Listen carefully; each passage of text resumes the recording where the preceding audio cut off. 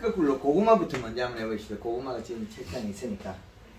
제 고구마를 우리가 종순을 심으면 종순의 굵기에 따라서 여기 심은 요 면적이지 않습니까? 요 지상부에 잎이 노출된 잎이 있지 않습니까? 요게. 그 다음에 여기 안에 들은 잎 있죠? 밑으로 들어간 잎. 땅으로 들어간 잎. 꼽았을 때를 얘기하는 거죠. 그렇죠. 예. 심었을 때. 예. 심기 전에 얘가 결정을 하고 들어가요. 고구마가 얼마나 생산이 되겠다고.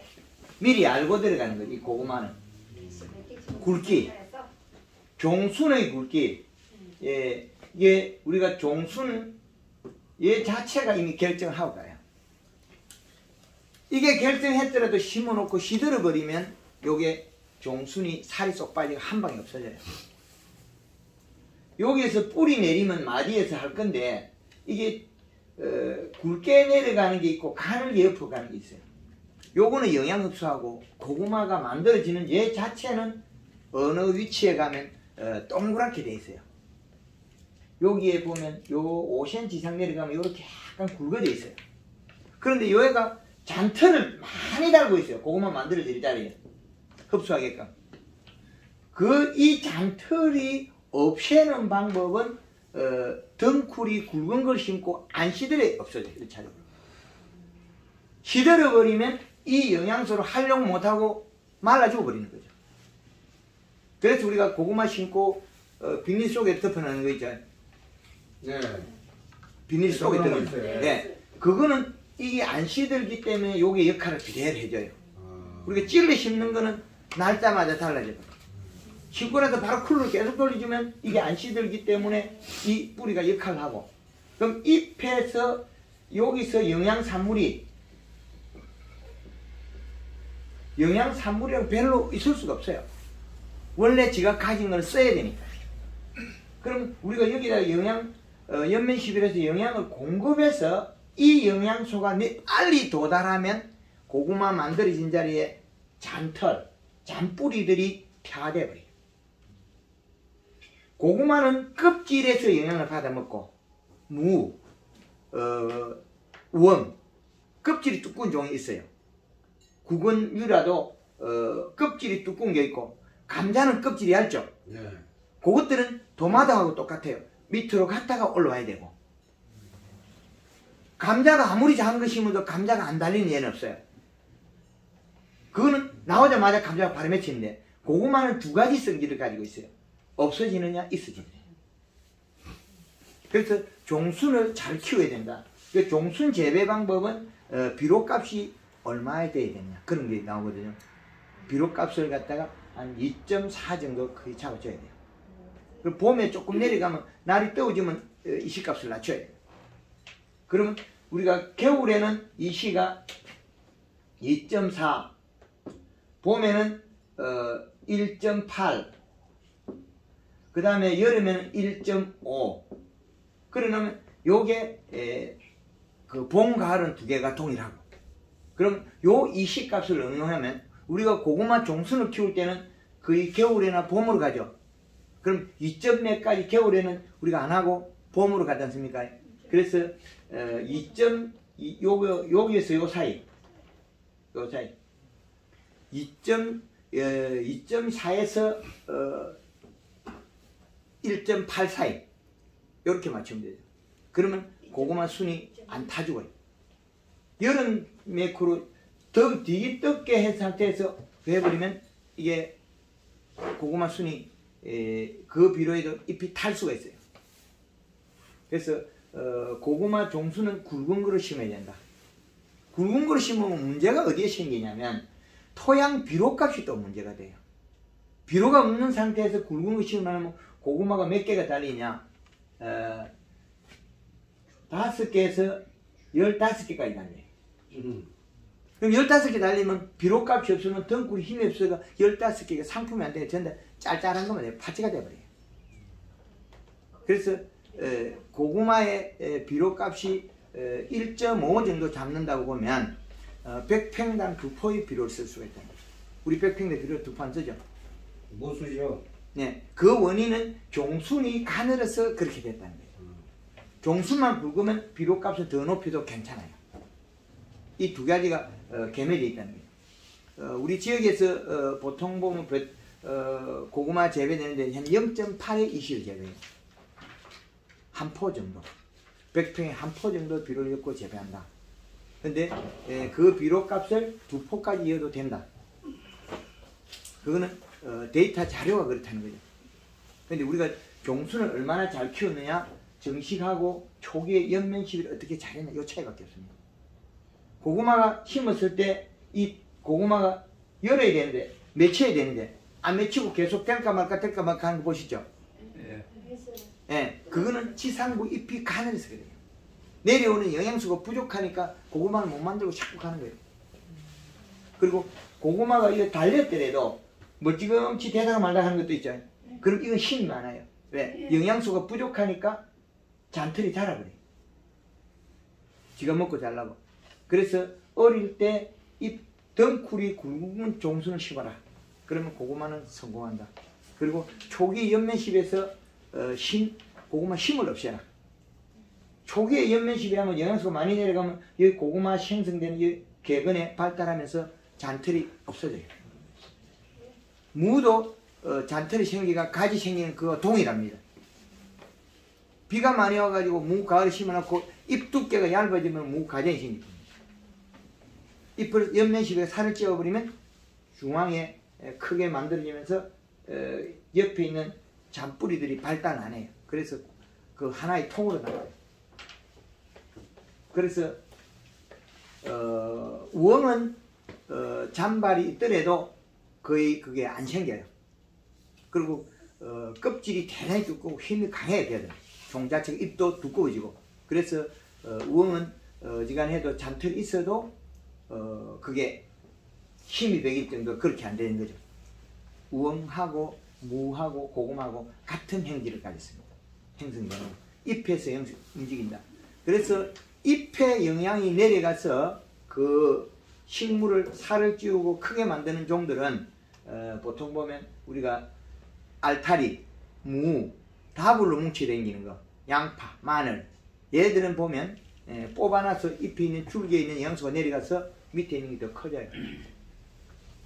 근데 강 기자님, 고구마 그 비료가 예. 2포 내지 1.8포를 쓰라고 했잖아요. 예. 근데 그거를 이거 비료 덮기 전에 밑거름으로 쓰라는 얘기죠? 그렇죠. 밑거름을 써야 돼요. 그러면 주비를 해버리면 고구마 깔이 안 좋아져요. 네, 그러니까 고구마 이거 전용 기미로. 비료를 말하는 거죠? 네, 전용 비료가 사실은 조금 약해요. 그럼 뭐 질소량이 부족하다는 거죠. 그럼 뭘 써야 돼요? 첫째, 종순이 안 굵으면 함부로 비료량을 늘리면 엄청나게 장애가 와요. 네. 종순이. 그 방금처럼 얘가 심을 때 땅 밑에 심어가지고 바로 살려버리고 종순이 굵어야 된다.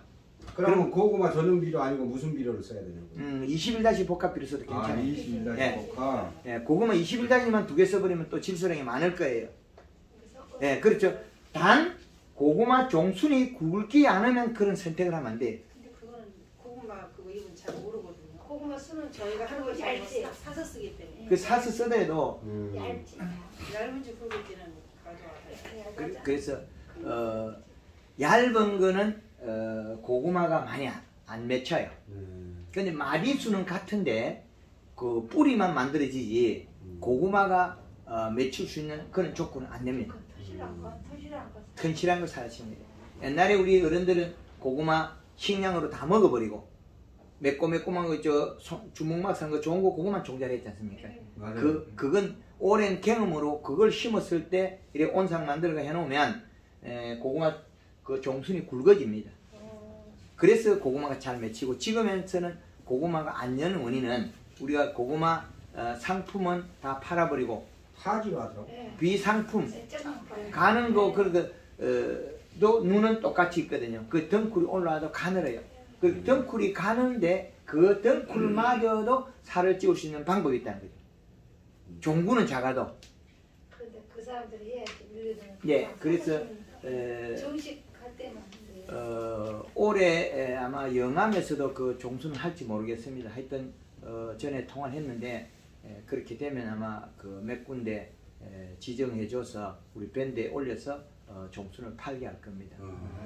그래서 종순 재배에 필요한 비료량 그걸 갖다가 기술회가 이렇게 다 개발해주고 이 방법으로 재배해서 연면실에서 절간은 짧고 종순은 굵은 걸 키워서 팔아라. 이 산업을 종순 재배 판매하는 사람한테 기술을 가르쳐주고 그러면 우리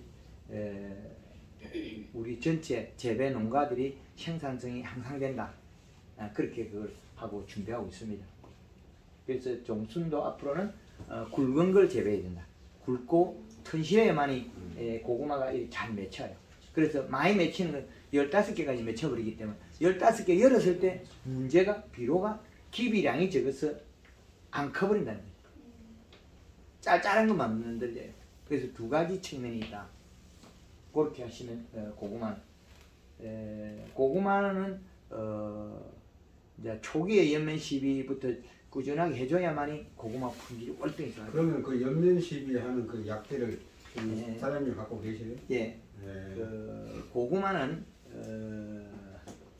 이것도 하기가 힘드니까 골드 그린 컬러로 변형해서 쓰려 그랬는데 앞으로 그 전체를 제가 고민해 보니까 벼처럼 골드 컬러 한 가지만 써도 될 것 같아요. 그래서 골드 칼이요? 컬러. 골드 칼라. 예. 종순 재배에서는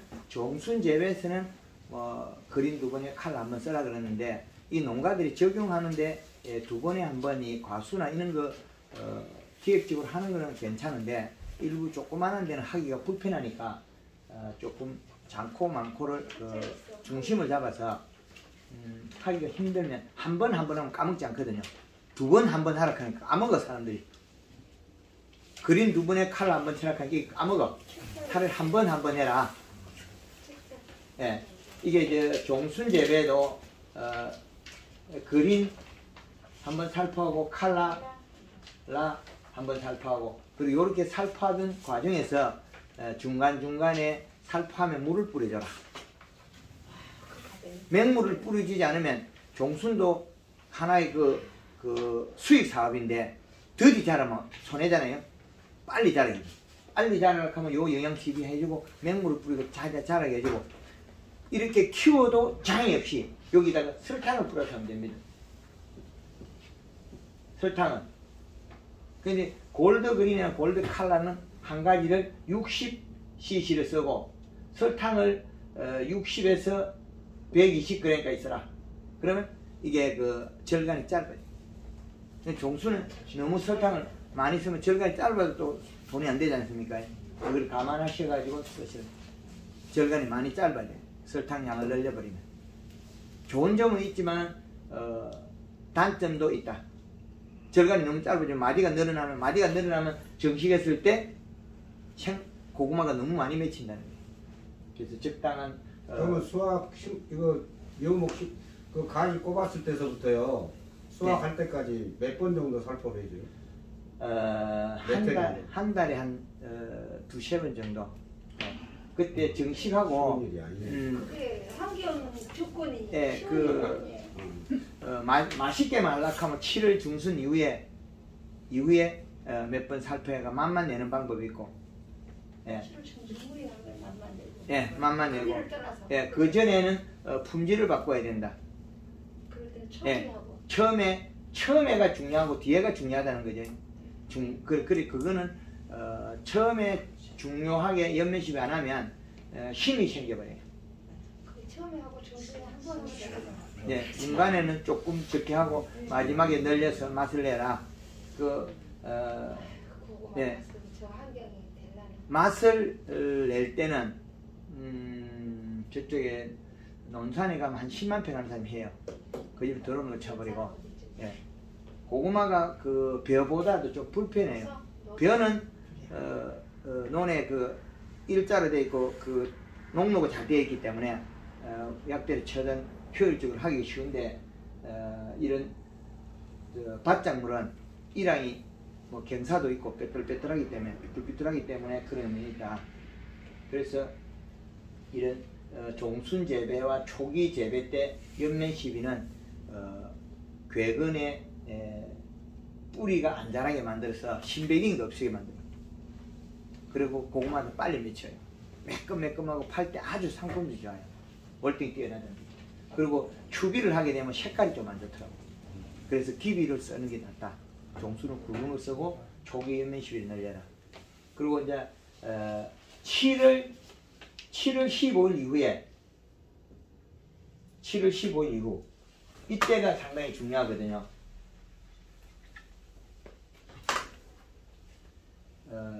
7월 15일 이때부터는 골드 칼라 수시에 따라서 1.5 내지 2리터를 쓰고 여기에다가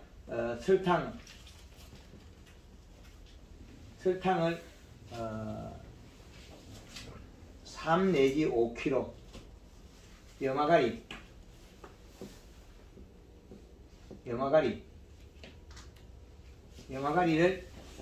1에서 3kg 요렇게 사용한다면 이 이후에 몇 번 살펴주면 고구마가 아주 맛있습니다. 색깔도 좋고 깔도 좋고 옷을 잘 입으면 맛있습니다. 지금 방금 고구마 상당히 당도는 높은데 약간의 풍미가 떨어져요. 약간 싱거워요. 당도는 상당히 좋은데 그 속에 풍미가 떨어져요.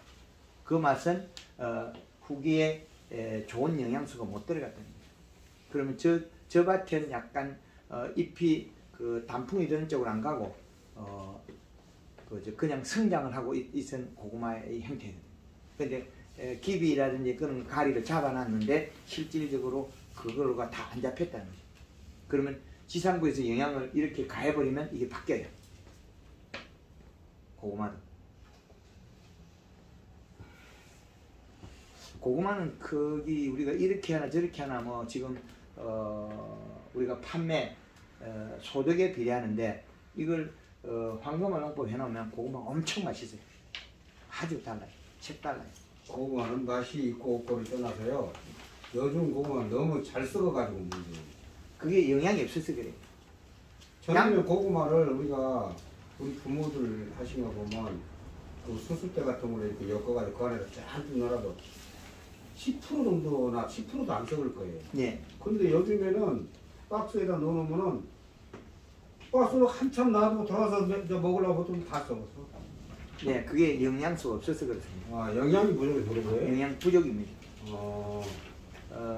양파도 저장을 해도 황금알 농법에는 안 썩어요. 마늘도 안 썩고. 제주도 밀감도 안 썩어요. 밀감도 사다 놓으면 박스 먹고 그 밀감 박스에서 말라서는 말랐지 썩지 않아요. 근데 이거 밀감을 모든 걸 우리가 박스로 사놓고 몇 개 많이 먹고 잊어버리고 놔두면 이렇게 다 곰팡이 나고. 그거는 지가 먹을 영양소가 부족해서 일어난 일이에요. 아, 자체에서? 그렇죠. 엊그제까만 해도 제가 제주도에 있었거든요. 제주도에서 한 보름 넘게 있다가 그 제주도 밀감, 한라봉, 레드향 이걸 기술을 가르치고 올라왔는데 여기에도 우리가 재배하는 작물이 무화과나 벼나 고구마 주된 이 작물들이 자기가 먹어야 될 비료값을 계산을 잘 해야 됩니다. 그 다음에 품질을 좋게 하는 것은 영양으로서 잎을 도와주면 됩니다. 황금알 농법에서는 밝은 재를 썰어서 잘 안 하거든요. 왜 안 하냐면 잎을 살을 찌우면 물을 뿌리거나 비가 오면 금방 내려가니까. 그래서 그 방법은 호르몬을 써가지고 행동을 바꾸진 않아요. 잎을 살을 찌워서 자기 본인의 행동을 이끌거든요. 그래서 품질이 좋고 좋다는 거예요. 이런 고구마들 그 황금알 농법인 고구마들은 먹다가 놔줬다가 박스에 두고 거실에 두면 좀 그늘진 거실에 두면 8월달까지 가도 생생한 순이 안 나요. 순이 나는 거는 고구마 몸속에 영양이 없어서 순이 나요. 양파도 저장을 해보면 순이 나버리거든요. 그건 전 창고에도 순이 기어나와요. 그럼 금방 썩어요. 이거 찔려고 들고 나오는데 그렇게 순 났어. 그래서 지금 제가 고구마. 방금 이야기한 그 말이에요. 맛이 떨어진다. 그래도 황금알 농법인 것들은 일반 농가들이 먹다가 두면 그냥 있어요. 사과 같은 거 딱 잘라놓으면 뽀얗게 그냥 있어요. 그건 완전하게 됐을 때는 자기 스스로 저장력을 가져가요. 마늘 같은 것도 요즘 사다 놓으니까 금방 녹아버리고 없죠. 싹이 나버려. 싹이 금방 나버려. 그렇죠. 황금알 넣고 이런 건 이듬해 5, 6월 달까지 멀쩡해요. 그리고 담양에서 쌀농사를 지어가지고 방아 찧어가지고 이제 파셨다는 거죠. 그래가지고 쌀통에 딱 부분이 적거든. 그래서 야, 이 사람 와 쌀로 작게 주노? 와 작게 주노? 이렇게 하니까 형님 내가 맡겨줬다 이거야. 그래서 다시 한 포를 째가 또 갖다 줬거든. 싹 피우고 또 연락 그만큼밖에 안 되거든. 황금알 넣고 하면 과실 자체가 무거워요. 무겁다 소리는 자기 몸속에 영향을 많이 가지고 있다는 소리거든요. 그 몸속에 영향이 떨어지면 순이 나오는 종류들이 많아요. 새싹이 트고 나와요. 지금 주거나 나와서 주거나 두 개 통이나 얘네들 행동을 그렇게 해요. 그래서 고구마가 저장 중에 그 일반 것보다 순이 먼저 나는 거는 그 속에 영양 함량이 부족하다는 것입니다. 그런 부분을 아시면 되고, 우리가 그 재배해가지고 판매용으로 해보면 무, 배추 뭐 이런 종들이 해보면 월등히 맛이 달라집니다. 그리고 잎을 살을 찌워서 품질을 향상시키기 때문에 정확한 거거든요.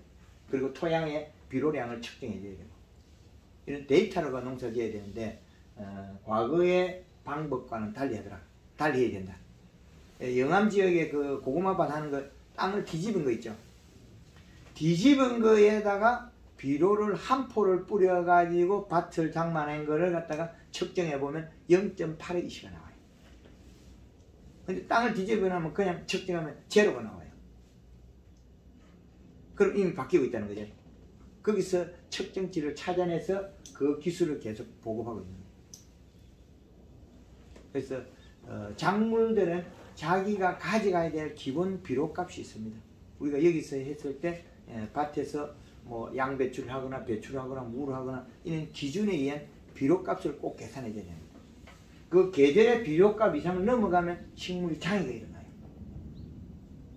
생장팀 타버려요. 그러면 이런 고구마도 쓸 수 있는 비료가 한계가 있다. 그래서 그 이상 쓰면 작물이 더 웃자람이 일어나 버리고 뭐 안 된다는 거예요. 그 이제 지금 고구마 웃자람하고 고추 웃자람하고 그런 것들이 사실 보면 비료값이 적어서 사실 웃자란 건데 그 이상 또 줄 수도 없다는 거예요. 즉 양분이 부족해서 큰다는 거예요? 그렇죠. 고추가 키가 큰 건 웃자란 거는 비료가 작아서 웃자랐어. 우리가 배운 거 지금 배운 게 다 가짜라거든요. 아니 내가 고추 농사를 3년을 잡고 실패를 했는데요. 그래서 이제 고추를 안 해보려고 그랬네. 근데 왜 그러냐면 비료를 줘보니까 고추 순이 올라오는데 예, 말이 너무 연해가지고 예. 손이 닿으면 부러져. 예, 그게 비료를 적게 줬어. 적게 줘서 잎 두께가 얇기 때문에 키가 크는 거예요.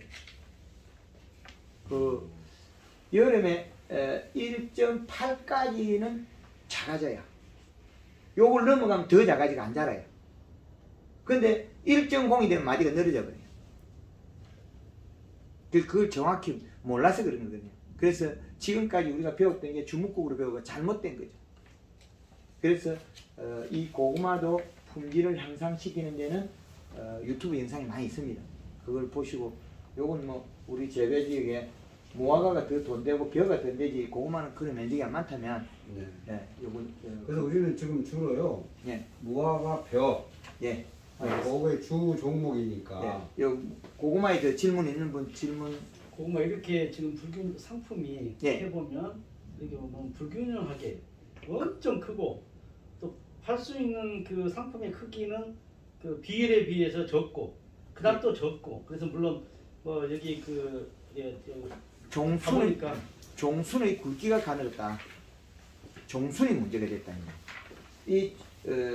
우리가 정식 때 봄밭 정식 때 종순의 굵기가 가늘어서 일어난 일입니다. 그 중에 적당히 잘린 것도 보셨죠? 그거는 종순의 굵기의 차이. 우리가 종순을 잘못 재배된 걸 산 거죠. 그러면 비료값을 더 줘도 괜찮아요. 많이 달라가니까 자라졌거든요. 짤짤해진 거.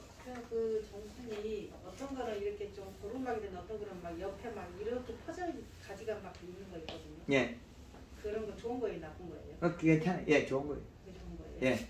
무조건 한 줄만 난 거보다는 이렇게 여러 개 난 거. 예, 굵어야 좋은 무조건 굵어야 좋은 거예요. 종수는. 그 지상부 영향에 따라서 얘가 바뀌니까. 정식 때 종순이 굵어야 된다. 이 종순.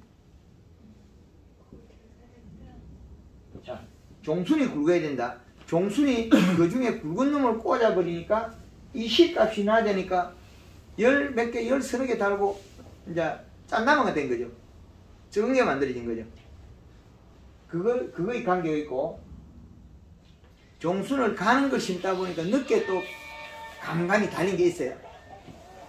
늦게.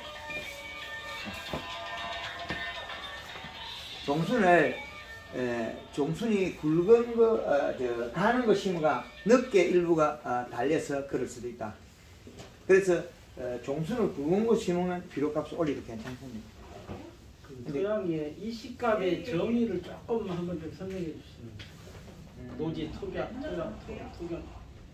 이게 그 비료값이라는 거는 우리가 1년 12달이 있는데 그 계절의 축이 나와야 돼요. 우리나라 소한, 대서, 여름 제일 더운 거, 소한, 대한.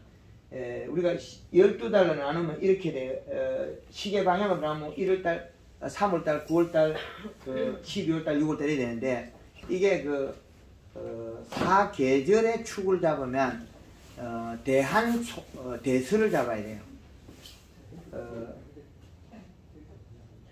1월 15일과 7월 15일을 축을 잡아야 돼, 이렇게. 요렇게 잡아서, 여기에 이 시값이 2.4, 여기는 1.5, 그리고 여기는, 봄, 가을. 봄이 4월 15일, 10월 15일이 가을이라는 거죠. 여기. 봄은,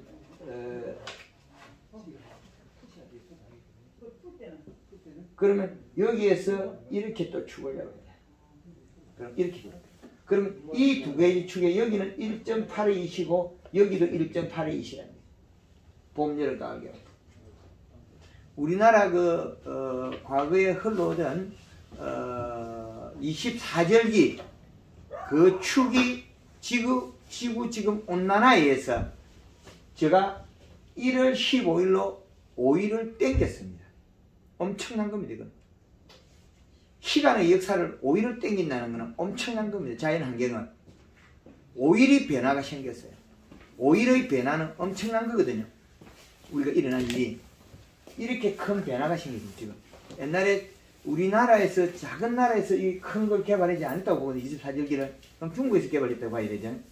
그러면 이 계절의 축이 1월 15일과 7월 15일로 바뀌었어요. 근데 과거에는 1월 20일 대한이거든요. 지금 대한 제일 추운 날짜는 1월 15일이 제일 추운 날짜가 바뀌었어요. 그래서 이 계절에 이 시값을 맞추면 어느 작물이든 대입을 할 수 있다. 여기에다가 여름에 고추를 여기다 플러스 0.3까지는 괜찮아. 0.3. 그러면 1.8까지는 고추가 괜찮아요. 저기까지 짧아요. 근데 고추 비료를 적게 줘가지고 1.0이 되면 1.0의 이시는 고추 마디가 늘어져 버려요. 웃자라고.